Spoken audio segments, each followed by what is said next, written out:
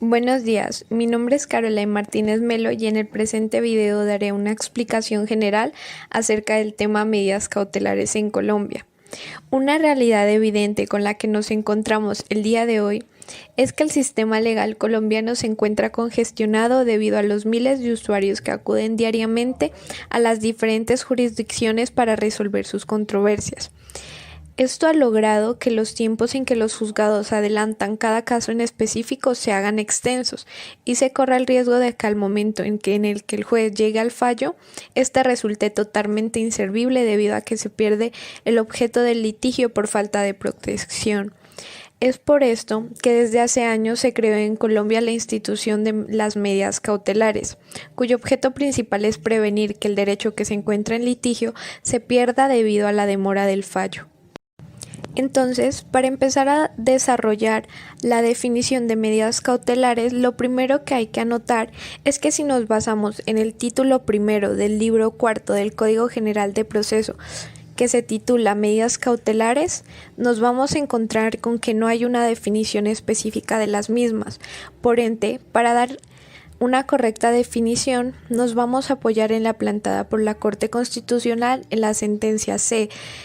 379 del 27 de abril de 2004, que dice lo siguiente, abro comillas, las medidas cautelares son aquellos instrumentos con los cuales el ordenamiento jurídico protege de manera provisional y mientras dura el proceso la integridad de un derecho que es controvertido en este mismo. De esa manera, el ordenamiento protege preventivamente a quien acude a las autoridades judiciales a reclamar un derecho, con el fin de garantizar que la decisión adoptada sea materialmente ejecutada. El objeto de las medidas cautelares es precisamente, como ya se había mencionado, proteger las garantías en un proceso. Así lo señala Garavito, abro comillas. En tal sentido, el objeto de las medidas cautelares consiste precisamente en garantizar que dentro de las actuaciones judiciales se pueda alcanzar la tutela judicial efectiva. Cierro comillas. En efecto, de nada sirve un fallo favorable por parte del juez, si la garantía del litigio desaparece durante el proceso debido a las demoras que se puedan llegar a presentar. Para finalizar con esta definición, cabe aclarar que la naturaleza de las medidas cautelares es de carácter preventivo y provisional. Esta institución jurídica fue contemplada en el Código General del Proceso en su artículo 950, numeral primero para los procesos declarativos. Este numeral cuenta con 3 literales, donde los 2 primeros contemplan las medidas cautelares nominadas, es decir, aquellas que se encuentran contempladas expresamente, tales como la inscripción de la demanda sobre los bienes sujetos a registros, el embargo, el secuestro. Sin embargo, el literal C habla de lo que se podría llegar a denominar medidas cautelares innominadas, pues estas son decretadas a discrecionalidad del juez, y a diferencia de las medidas cautelares nominadas, no se encuentran contempladas expresamente en el Código. Ahora bien, con lo mencionado anteriormente, abrimos la puerta para empezar a hablar respecto a la clasificación de las medidas cautelares.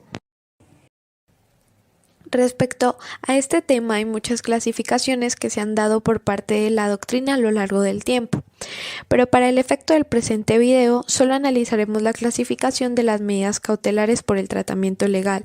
Primero, nos encontramos con las nominadas que están establecidas en el Código en el libro cuarto denominado Medidas cautelares y cauciones. Dentro de las nominadas tenemos primero, las medidas cautelares en la práctica de pruebas extraprocesales establecidas en el artículo 589 del Código General, que versan sobre los asuntos relacionados con violaciones a la propiedad intelectual, la competencia desleal y en los demás en que expresamente una ley especial permita la práctica de las medidas cautelares extraprocesales. Segundo, las medidas cautelares en los procesos declarativos. Estas medidas están contempladas en el artículo 590 del Código General del Proceso en sus incisos A y B. En primer lugar, en los casos en que la demanda recae sobre los derechos reales principales, se podrá solicitar la inscripción de la demanda sobre los bienes sujetos a registro y el secuestro de los demás. El registro de la demanda está contemplado en el artículo 591 del Código General del Proceso y no pone a los bienes fuera de registro, pero quien los adquiera con posterioridad estará sujeto a los efectos de la sentencia, de acuerdo con lo previsto en el artículo 303. Por otro lado, el artículo 2273 del Código Civil señala que el secuestro es el depósito de una cosa que se disputan dos o más individuos en manos de otro, que debe restituirla al que obtenga una decisión a su favor. En segundo lugar, en los casos en que la demanda busque el pago de perjuicios originados en responsabilidad civil, sea contractual o extracontractual, se puede solicitar la inscripción de la demanda sobre los bienes sujetos a registro que sean propiedad del demandado. Tercero, medidas cautelares en procesos de familia. El Código General del Proceso, debido a la naturaleza de los casos que se manejan en materia de familia, ha determinado en su artículo 598 que las medidas cautelares que se pueden aplicar para los procesos de nulidad de matrimonio, divorcio, cesación de efectos civiles de matrimonio religioso, separación de cuerpos y de bienes y disolución y liquidación de sociedades patrimoniales de compañeros permanentes son las siguientes. Primero, el embargo y secuestro de los bienes que sean objetos de gananciales. Segundo, residencia separada de los cónyuges. Tercero, señalar el valor con que cada cónyuge debe contribuir para el sostenimiento, así mismo como el cuidado de los hijos a cargo de alguno de los cónyuges o de un tercero. Cuarto, medidas cautelares en procesos ejecutivos. Según el artículo 599 del Código General del Proceso, con la presentación de la demanda ejecutiva se pueden solicitar el embargo y el secuestro de los bienes del deudor demandado, siendo estas las medidas cautelares por excelencia. Para finalizar, con esto abrimos la puerta a las medidas cautelares de embargo y secuestro.